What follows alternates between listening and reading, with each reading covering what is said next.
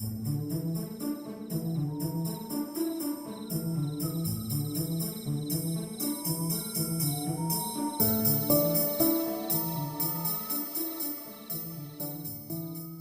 we all met?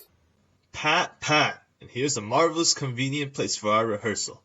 This green plot shall be our stage, this hawthorn brake our tiring house, and we will do it in action as we will do it before the Duke. Peter Quince. What sayest thou, bully bottom?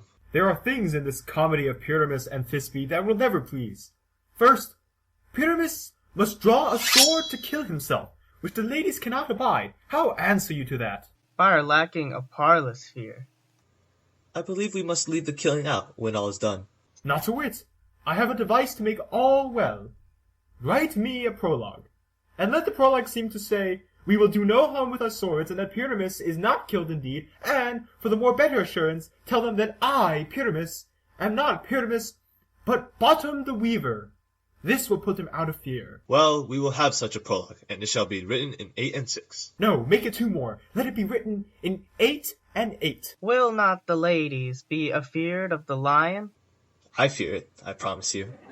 Masters, you ought to consider with yourselves to bring in, God shield us, a lion among ladies is a most dreadful thing, for there is not a more fearful wild fowl than your lion living, and we ought to look to it. Therefore another prologue must tell he is not a lion. Nay, you must name his name, and half his face must be seen through the lion's neck, and he himself must speak through, saying thus, or to the same defect, ladies, or fair ladies, I would wish you, or I would request you, or I would entreat you, not to fear, not to tremble, my life for yours. If you think I come hither as a lion, it were pity of my life. No, I am no such thing. I am a man as other men are, and there indeed let him name his name, and tell them plainly that he is Snug the Joiner. Well, it shall be so.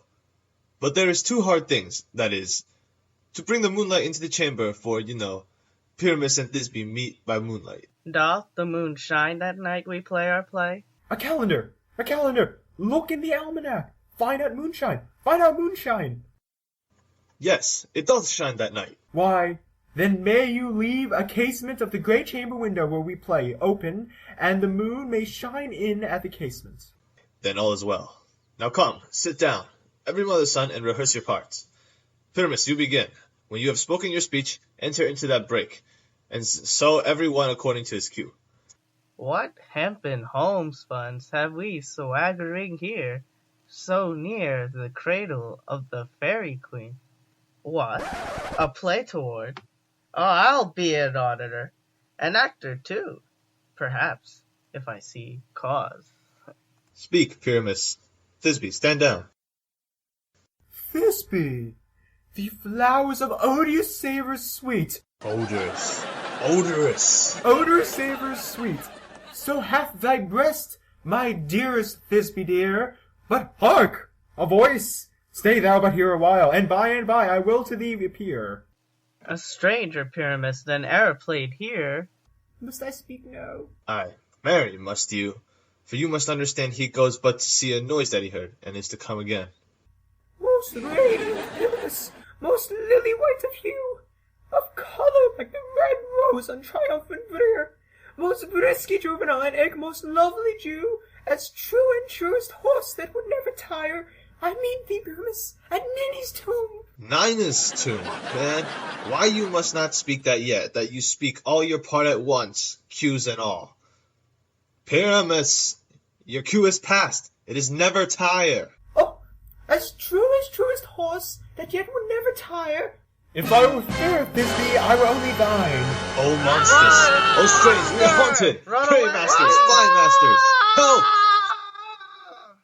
I'll follow you. I'll lead you about a round, through bog, through bush, through brake, through brier. Sometime a horse I'll be, sometimes a hound, a hog, a headless bear, sometimes a fire, and neigh and bark and grunt and roar and burn like horse, hound, hog, bear, fire at every turn. Why do they run away? This is knavery of them to make me afeard. This is to make an ass of me, to fright me if they could. But I will not stir from this place, do what they can. I will walk up and down here. I will sing, and they shall hear I am not afraid. The useful cock so black of hue, with orange tawny bill, the throstle with his notes so true, the wren with little pill. What angel wakes me from my flowery bed? The finch, the sparrow, and the lark, the plain song cuckoo grey, whose noteful many man doth mark, and dares not answer. For, indeed, who would set his wit to so foolish a bird? Who would give a bird the lie, though he cry cuckoo never so? I pray thee, gentle mortal, sing again. Mine ear is much enamored of thy note, so is mine eye enthralled to thy shape, and thy fair virtues force perforce not move me, on the first view to say, to swear, I love thee.